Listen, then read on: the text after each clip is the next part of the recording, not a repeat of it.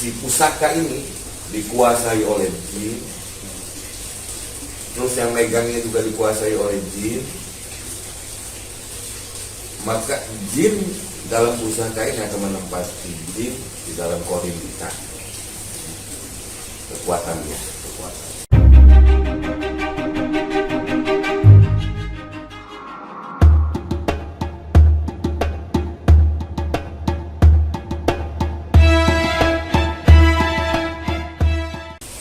Kalau kita menggunakan ini sesuai fungsinya, tidak dikatakan sihir, ya. Tetapi kalau kita meyakinkan ini tidak dengan fungsinya, nah ini yang disebut tidak boleh, ya, disebut sihir, ya kan. Nah sekarang ini apakah etika tadi dalam benda-benda pusaka ini sudah sesuai pemakaiannya, ya kan, dengan tata cara ilmunya. Nah, di era kita saat ini nih, itu kadang-kadang kan karena dipertua katanya, mengandung nilai berkah, mengandung nilai apa, ya, tidak begitu memandang satuan pusaka, tetapi yang harus kita pandang ini pusaka, ya kan tadi, berarti kala ini dijadikan ada 3 tata cara yang kita lakukan, begitu. Kalau ini akan punya kekuatan tadi. Kalau dirinya tidak punya kekuatan, makanya kita punya kekuatan. Tapi kalau dirinya punya kekuatan, ini punya kekuatan. Maka syirik tadi tidak syirik atau syiriknya, atau terjadi musyrik atau tidak musyriknya, itu ada di diri manusia. Cara menggunakan ini, begitu. Kalau menggunakannya tepat tadi, ya kan, untuk bertahan, ya kan, tadi enggak, memang alat ya. Kan begitu, satu senjata diciptakan misalnya kan jadi senjata, ya kan, dipakai salah-salah kan bahaya. Tapi kalau untuk ya kan berjaga-jaga, ya kan, dari serangan musuh segala macam, ya inilah Singosari dahulu punya senjata ini, begitu. Itu Singosari. Belum lagi kita lihat senjatanya di Majapahit, ada Gajah Mada, ada semestinya Prabu Yusesa, ya kan, ada lagi itu banyak ya, Indonesia ini luar biasa indah, begitu. Tapi ini adalah kehendak kudratnya Allah. Nah, maka saran saya terhadap edukasi benda pusaka ini, ya kan, rawatlah selayaknya benda pusaka ini, dan berlebihan ya, jangan berlebihan. Kenapa? Karena ini warisan dari para raja, ya kan, dan ada di tanah air kita di Nusantara, ya kan. Nah, terus jadikan apa? Ini jadikan sumber budaya. Indonesia itu punya budaya yang besar, begitu. Nah, dari budaya ini punya hati yang luas, ya kan, dari senjata pun terlihat, gitu. Berarti kan tidak asal-asalan tuh. Empu yang membuat senjatanya di raja itu, ya, itu tidak sembarangan, disesuaikan dengan ahli dan kelembutannya, ya kan, manusia atau di kerajaan tadi, begitu. Ya, itu walaupun lawannya meriah, ya, begitu. Kalau yang makanya punya kekuatan gimana? Itu. Nah, jadi bersih tidaknya tadi kekuatan ada di diri manusia. Nah, maka kalau di saya ada disebut metafisik. Dan metafisik ada untuk menghidupkan hati itu dengan wafik. Wafik ini 77.000 kitab. Banyak betul kan? Ya, Masya Allah. Ini benda yang bukan secara alamiah dibuat, walaupun asal muasalnya dari alami. Gitu. Nah, komo yang alamiah, kan begitu ya. Contohnya yang alamiah tuh, nah, gimana pusaka itu yang seperti apa? Satu contoh yang alamiah benda pusaka itu seperti apa? Nah, itu kita lihat ya. Nah, itu ada akar bahar tuh. Akar ini dari batang yang hidup. biasanya namanya akar, itu akan terus hidup kan, tetapi dia punya karakter.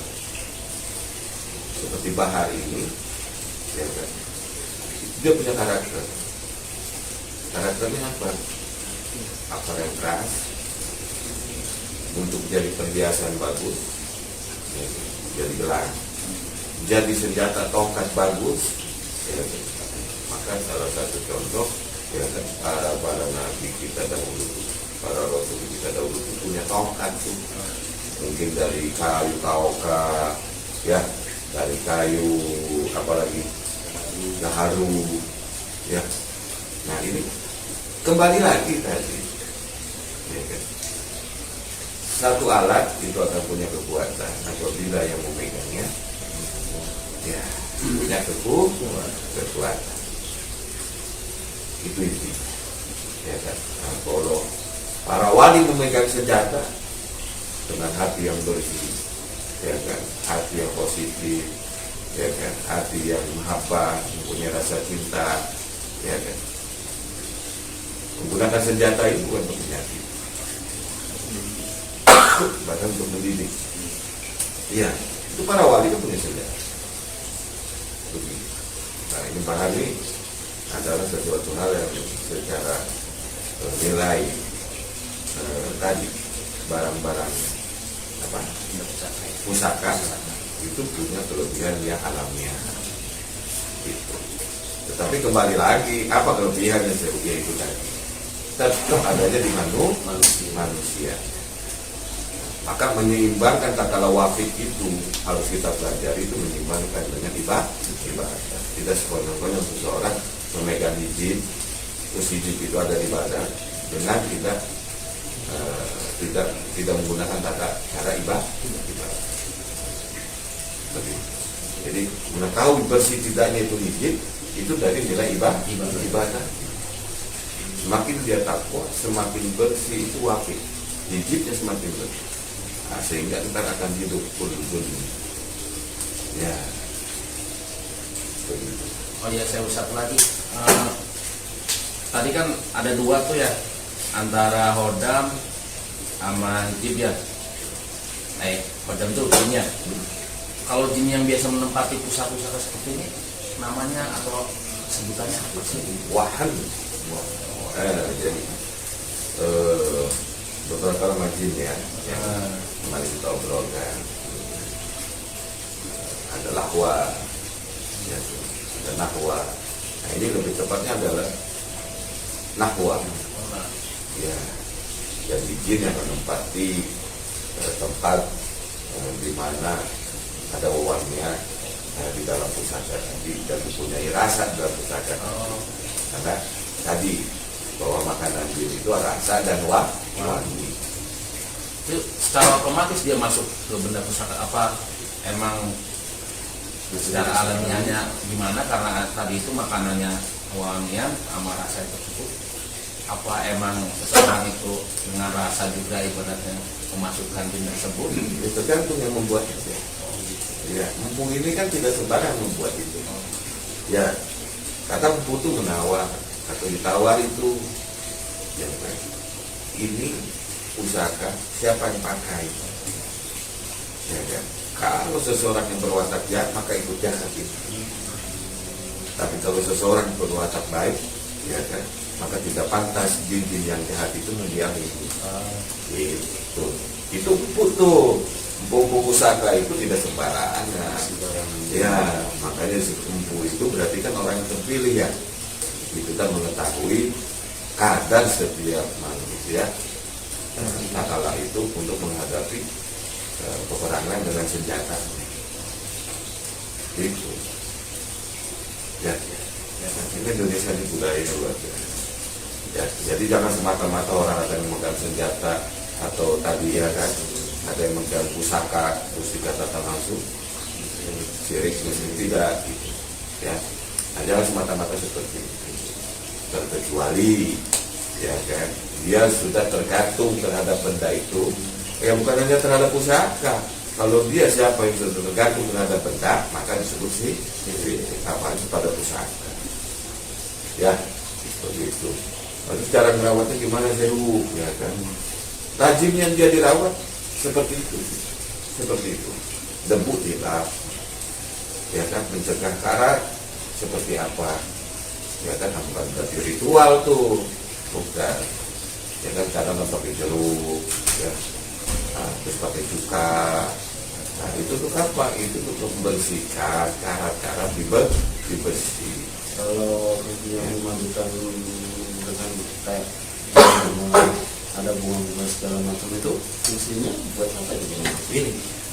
Ini kan bahwa misal seperti konten ya, bahannya ini kan ini badannya luar biasa, ya, ini badannya luar biasa. Nah, itu perlu perawatan khusus. Nah, perawatan khusus seperti apa itu tadi ya, bahwa yang bisa nembus ke pori-pori besi ini apa? Ya, nah, maka butuh perendaman cuka, butuh perendaman air jeruk, terus butuh pewangian bunga, gitu. Ya kan, bukan niat untuk apa? Ritual menyembuhkan pusaka ini, bukan, karena emang kebutuhan si bendanya secara kebutuhan ini, besinya ini, bajanya ini emang itu gitu, kebutuhannya. Jadi bahan-bahan tersebut itu memang ada fungsinya. Ada fungsi begitu. Ya sekarang kita punya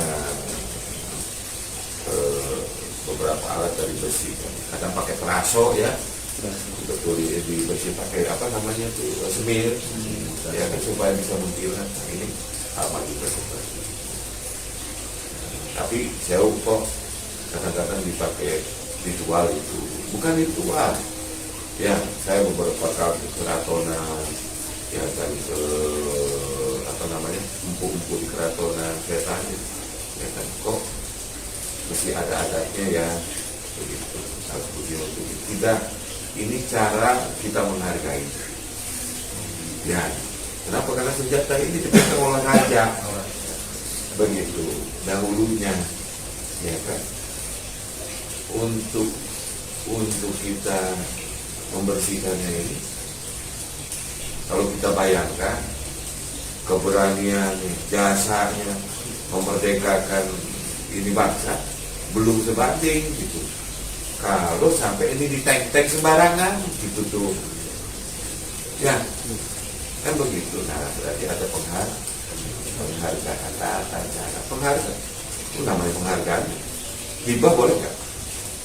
Dalam syariat boleh. Penghargaan itu hadiah, begitu. Terus siapa kalau bukan kita keturunan-keturunannya, ya kan, yang bisa menghibahkan, menghadiahkan, kan gitu. Berjuang nggak kita cuma ngerasain, ya kan. Nah masa ya kan senjata orang yang berjuang kita teng-teng sembarangan, nggak mau. Tata cara, gitu. Dengan rasa dan perebutan dengan budaya. Apakah salah dalam seperti tidak? Mau pakai sarung aja ada tata caranya. Itu benar. Ya, pakai baju aja ada tata caranya. Nggak sembarang, nggak sambil lari kan gitu. Mau mandi, bahkan kita mengajari, mau makan aja ada tata cara. Mau makan. Nah, berarti tata cara itu kan sebetulnya sudah memakai hukum disiplin dalam syariat itu. Ya, apakah begitu baginda Nabi Muhammad SAW dahulu? Betul. Ya, maka luar biasanya beliau baginda Nabi Muhammad SAW. Ya, itu faedah. Hayat aku mutajam. Ya, jadi untuk betul-betul tempat yang sakral, contoh, ya, ubahnya baginda Nabi Muhammad SAW. Coba, kalau nggak ada kerawat, gimana kita kenal? Nah, begitu pun kita kepada pahlawan kita, gitu kan. Nah, kita beda kesalahan yang betul, ya kan. Nah, tapi kita pun harus ingat, gitu, bahwa wasilahnya baginda Nabi Muhammad SAW itu kan ulama itu warasatul anbiya. ulama itu adalah pada satu nasi. Sedangkan kita tahu hampir para raja kita dahulu ini, ya kan, di ujungnya adalah Islam, ya, Kampung Pasai, ya kan, Ternate Tidore, ya kan, di ujungnya Islam. Sultan Mahmud Nasaruddin, Sultan Cirebon, ya kan, sampai Hamengkubuwono, ya kan, membawa syariat yang berarti kan ulama-ulama yang mesti kita bisa sama-sama niru, hargai kan. Nah, ini sudah dicontohkan oleh Baginda Nabi Muhammad SAW. Asal jangan merubah kita. Itu. Jadi jangan berlebihan. Jangan berlebihan. Ya. Ya. Tidak kan? Tidak. Iya. Oh, berarti tergantung kekuatannya jauh, ya, tergantung kekuatan diri mas. Gitu. Ya. Itu mungkin salah satu edukasi tentang apa yang disebut dengan benda-benda pusaka dan seperti apa kita terhadap benda-benda pusaka. Mudah-mudahan ini sangat berguna untuk hadirin semua, untuk jamaah serta pemirsa di mana saja, wabil khusus pula untuk kita semua di sini. Kurang lebihnya mohon maaf. Waalaikumsalam warahmatullahi wabarakatuh.